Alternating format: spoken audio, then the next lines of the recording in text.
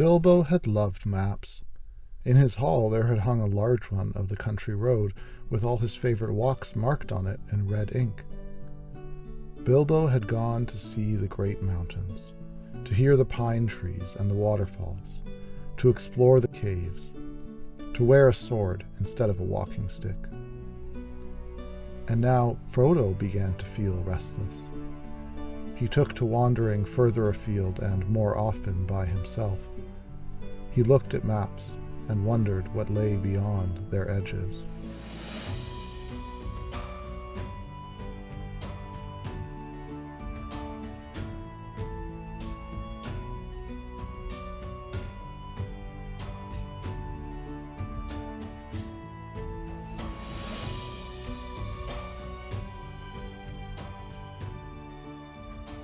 Middle-earth. It is a place that many of us have come to know and to love. The stories of Bilbo, Frodo, elves and dwarves, the epic struggle between men and the forces of darkness, these all take place in a world that is like, but not quite like, our own. This is a world with such richness of detail, such clarity of place and time, geology and ecology, that ever since its entrance into our culture, it has somehow never stopped growing. The map of Middle-earth is a portal into this world. Here is Mirkwood, the greatest forest of Middle-earth, home of the woodland realm. Here, we know, of old was the witch realm of Angmar, where the Witch King ruled. And here the Brandywine River, so famous in the Shire and not so trusted by most hobbits. And here the unknown Wilderland. And here the dark realm of Sauron. JRR Tolkien was a linguist first, not a cartographer. He was incredibly humble about his ability to make maps, and for the maps for The Hobbit, he told his publishers that he had small skill and experience in preparing such things. His maps tended more towards art. But Tolkien knew that a legible, understandable map was crucial for readers to follow the tale of the ring. It was even necessary for him to just do his own writing. He said years later that he started with a map and made the story fit. And he said that it would have been impossibly confusing to try to figure out all the journeys first. Over his years of writing, his own reference maps constantly shifted. He used a hand-drawn map on squared paper for many years, writing over it again and again, yellowing and tearing it as the story grew. These original, sketchy, worn-out maps were the source material for what had to become publishable later. But as with all such epic undertakings, the way forward was never entirely clear. The general map of Middle-earth is one of the first things that we see however we go into this world. It's often placed before the text and appears in the first minutes of Peter Jackson's films. The map leads us into a strange new land and asks us to explore and to wonder, where is Middle-earth and what is it? Tolkien wrote that when it came to Middle-earth, musicians want tunes and musical notation, archaeologists want ceramics and metallurgy, botanists want more accurate descriptions of plants, historians want more details about society and politics. The map is part of this. We want more. We have a strange feeling that this world really exists somewhere, and it's not just made up. In fact, when looking at the maps, I think it's more proper to think of Tolkien as the first and most voracious explorer of Middle-earth, not its creator. Tolkien was a professor who found Bilbo's book, the Red Book of Westmarch, and served as its translator and our interpreter. His struggles with his yellowed map were his struggles to understand a world he was also peering into, to flesh out the story and make the first-hand accounts make sense. He was dealing with myths and legends of Middle-earth, so when we look at the map, we need to ask as many questions about Middle-earth itself as we do about Tolkien. This Middle-earth, the one that we see on the map, is a snapshot of just one point in the third age of Arda, Arda being the name of the world, the Earth, of which Middle-earth is one part. Just like a snapshot of our world at a point in time, the continents, mountains, rivers, country borders, they didn't always look like they do in this map. And maybe Arda is our world, in some time long ago, or in an alternate converging past. Tolkien sometimes suggested as much, although the question's never been completely resolved. We do know that Arda is a world where people perceived supernatural forces constantly in play, from the creation of Arda by the great deity Iluvatar, to its shaping by the Ainur, to the long struggles between Melkor and the other Ainur, which caused great shifts in the shape of the world itself. There are some sketchy maps of Arda in the previous 2 ages, and many details have been worked out by other explorers who came after Tolkien. We know that in the previous 2 ages of Arda, islands like Numenor came and went, continents moved around, the sea claimed land. Most dramatically, near the end of the Second Age, Iluvatar is said to have changed the world from a flat disk to a round sphere as part of a number of cataclysmic changes in response to treacherous behavior by some men. This world seems to have divine forces at play in great abundance, and these forces shape geography as much as they shape history. So Tolkien, our first explorer, using what he could scrape together from his sources on Middle-earth, didn't find it easy to reconcile and explain all these myths and changes. He didn't have tectonic theory to rely on, it not being completely developed in his time, and his main sources, Bilbo and Frodo, weren't geographers either. At most, he was working from sketchy and incomplete knowledge. So when we take a glimpse at the map of Middle-earth from the 1954 edition of Fellowship of the Ring, we should know what we're looking at. A partial map of a larger world, put together from myths and legends, from sources both primary and vague, by non-experts. Few would have ever traveled Middle-earth enough to know all the places shown on the map, but many of these places were very important to the people of Middle-earth. Tolkien's main goal was to make an aid for the reader to be able to follow the story of the ring without becoming completely lost, but also to invite the reader into this world and to join him there. Yet making the maps was not an easy task. Indeed, Tolkien at times despaired of it. In 1953, a year before publication of Fellowship, Tolkien wrote to his publisher saying, "The maps. I'm stumped, indeed in a panic. They are essential and urgent, but I just cannot get them done." He wrote often that the maps worried him, and in 1955, in preparing more maps for Return of the King, he wrote, "The map is hell. I have not been as careful as I should in keeping track of distances. I think a large-scale map simply reveals all the chinks in the armor." Tolkien needed help. He was not a cartographer, and yet he found a wonderful and willing partner in his son, Christopher Tolkien, whom he called an accredited student of Hobbit lore, and his chief critic and collaborator. For years, indeed for decades, the two of them worked together both before and after publication of Lord of the Rings, sending letters and ideas back and forth. When Christopher was away for years in South Africa, training with the Royal Air Force in the mid-1940s, Tolkien often lamented that his son was not nearby. He wanted to be gardening while Christopher was doing something useful and pleasant, completing the maps and typing. It took a lot of work to keep the story together and to keep the distances and chronologies in logical step with the maps, but bit by bit the two inched along. And finally it came down to the wire, to publication. JRR seems to have done much of the grunt work in scaling and putting down the rough first drafts of the maps, with Christopher engaged in reworking them into clean, beautiful works fit for publication. The two were a team, but an overworked team, exhausted at the end. As JRR described creating one of the maps, "I had to devote many days, the last 3 virtually without food or bed, to drawing, rescaling, and adjusting a large map. at which Christopher then worked for 24 hours, 6 a.m. to 6 a.m. without bed, in redrawing just in time. A truly heroic effort. In hindsight, we can call Christopher the chief cartographer of Middle-earth. While his father made the drafts and the sketches, Christopher made the final publishable maps, and they are indeed picturesque maps, providing more than a mere index to the text.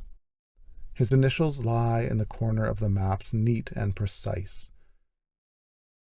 Christopher finalized 3 maps: the general map included in the Fellowship, a contour line map of Gondor in Return of the King, and a small-scale Shire map. The general map, the main focus of this video, is extraordinary today in our world of Photoshop for its hand-drawn attention to detail. Each mountain, each stream is individually drawn, and many have specific identifying characteristics. There's smoke above Mount Doom. There's little tufts of grass in the marshes. The peak of Erebor, the lonely mountain, is particular, and the old south road slowly deteriorates. There are so many of these details. Little arrows, splendidly drawn, point to some features, like Eisenmouth or Mount Mindalluin.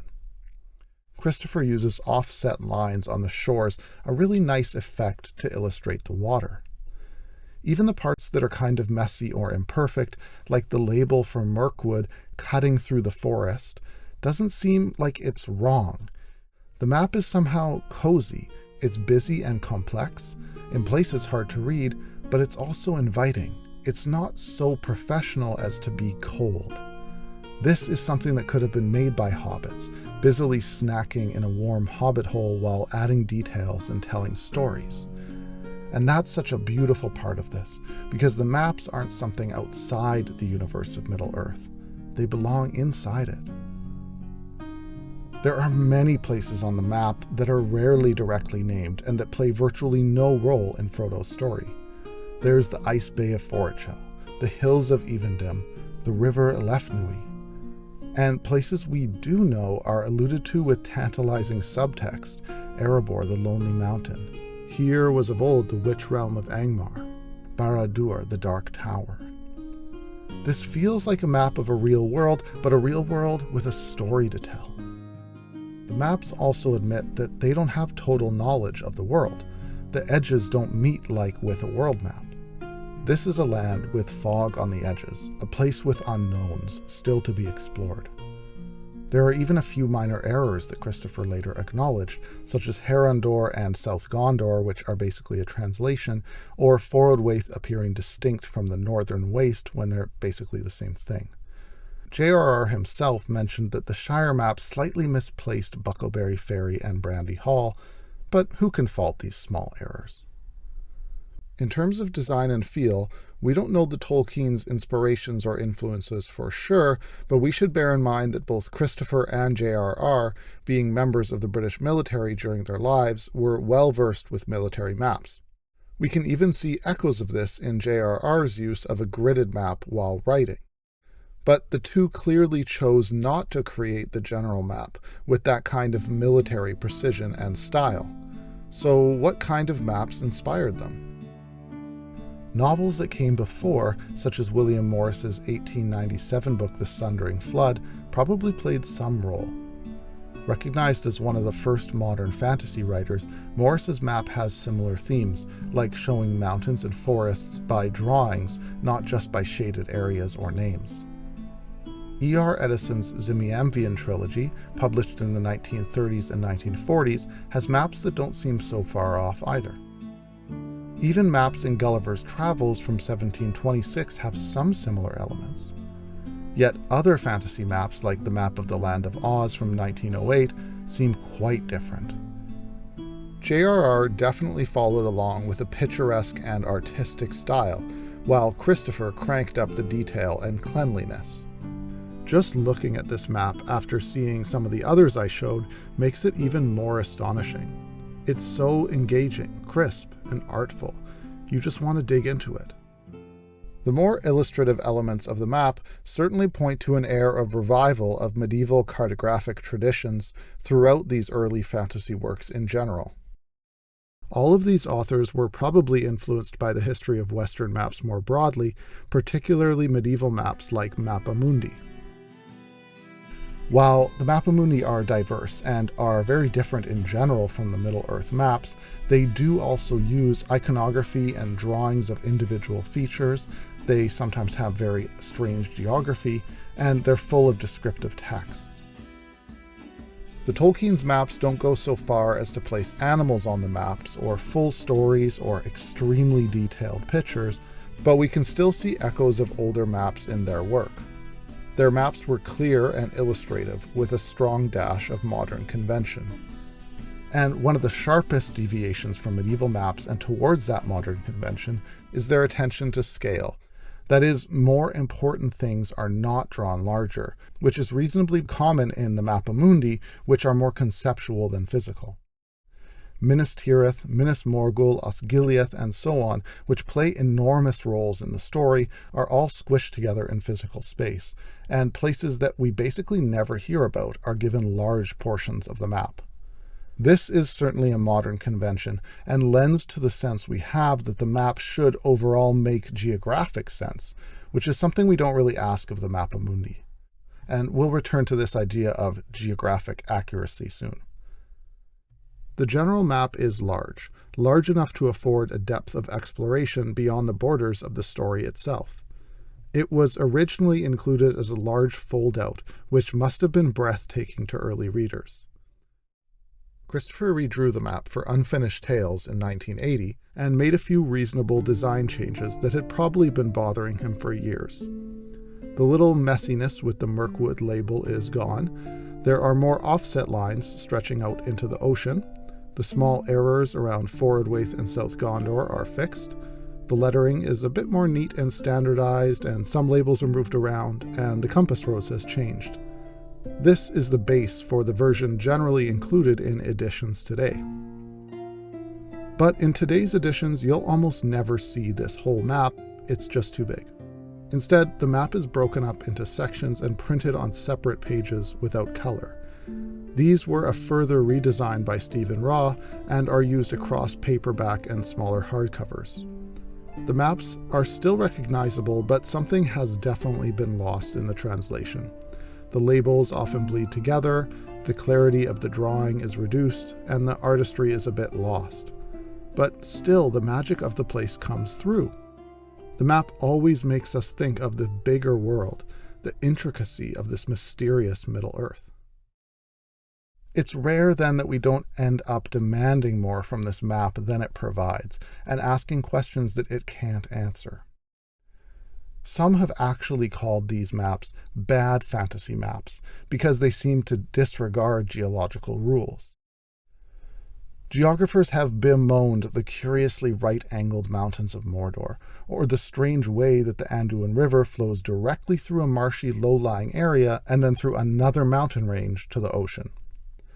The angles at which these mountain ridges meet are also impossible and ridiculous, they say. Yet, if we consider not only the divine history of Arda, but also regard the Tolkiens as explorers with sketchy hobbit sources, these maps might be given much more latitude for interpretation. Maybe the mountains of Mordor aren't so strongly angled as they look, but seemed that way to the hobbits who described them, who hadn't surveyed them accurately, and who saw them under some pretty pressing circumstances. Or maybe divine forces are at play, and they were raised like that by the dark Ainu Melkor. Blank spaces on the map, like between the Anduin and the Sea of Rhûn, which seem to imply that there are no elevations, which would cause the Anduin to stay on its southward course, might be blank only because the authors didn't know what was there. It might not be telling us that it's actually a big empty plain. Or the Anduin's strong course through the marsh might just be purely illustrative for the artistic merit of the map. I think that most lamentations about these errors are rather unimaginative, and don't really take into account the remarkable diversity of what we see even on our complicated Earth. There are parallels that, while not perfect copies of Tolkien's geologies, do make us realize that things aren't so simple as mountain ranges never meet at angles. In Australia, there's a series of cliffs and mountains called Mordor Pound, which remarkably resemble Mordor. The geologists who mapped Mordor Pound were almost disturbed by its eerie nature and resemblance to the land where the shadows lie. Aside from Mordor Pound, there are the Carpathian Mountains, one possible source for Tolkien's idea of Mordor, the Himalayas, the Ozarks, or even central Mexico. The Colorado River cuts through a mountain range after its beginning because of, well, geological reasons. You can check the description for more links if you want. Anyway, all of these curiosities exist here on our real Earth. Now, this isn't to say that all of these criticisms are totally crazy, or that these maps must be perfectly accurate and reasonable. They don't have to be, because they aren't meant for geologists or geographers. They're just meant to bring us in. And in the end, people who point out errors and people who try to reconcile the errors are all engaged in a love of Middle-earth.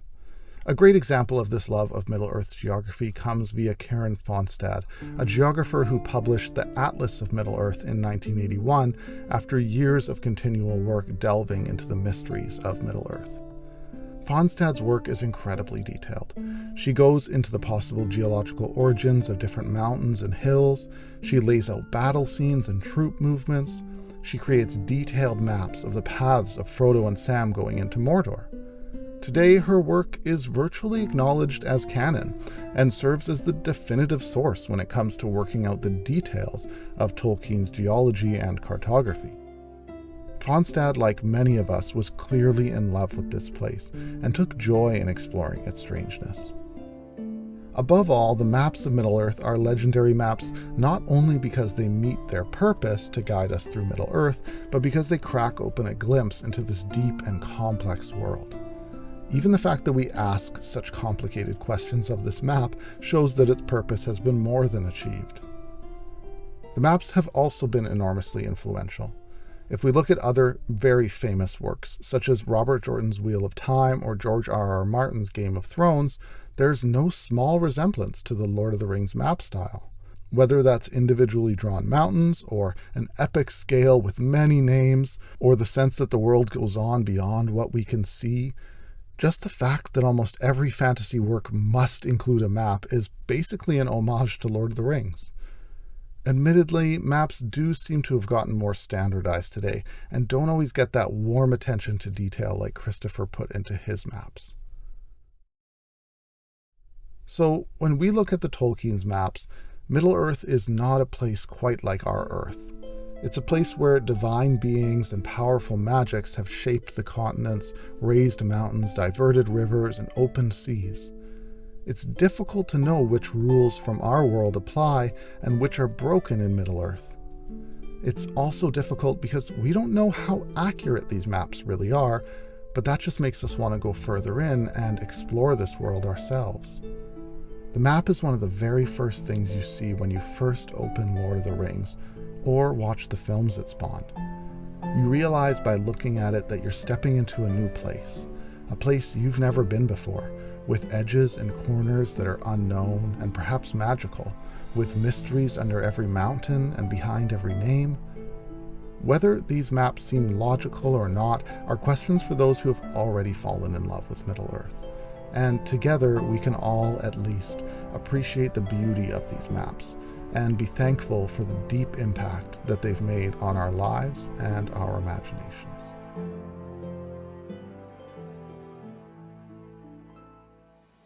Thanks for watching this video, and thanks to all the artists who contributed to this. Please check out them in the description.